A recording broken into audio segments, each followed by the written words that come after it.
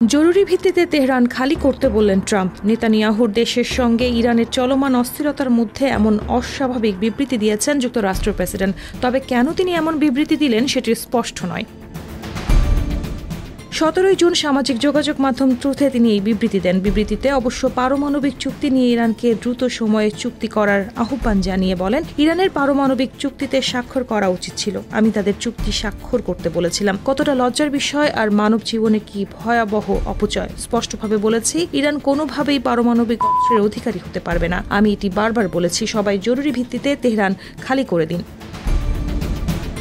এর আগে 13 জুন গভীর রাতে বিনা উস্কানিতে ইরানে অপারেশন রাইজিং লায়ন শুরু করে ইসরায়েল। এতে সামরিক শক্তিধর কয়েকটি দেশ দুই ভাগে বিভক্ত হয়ে পড়ে। বিশেষ করে চীন, রাশিয়া, তুরস্ক, পাকিস্তান ও সৌদি আরব সহ বাকি মুসলিম বিশ্ব ইরানের প্রতি সমর্থন জানায়। আর যুক্তরাষ্ট্র সহ পশ্চিমা দেশগুলো ইসরায়েলকে সাহস ও অস্ত্রের যোগান দিয়েই যাচ্ছে।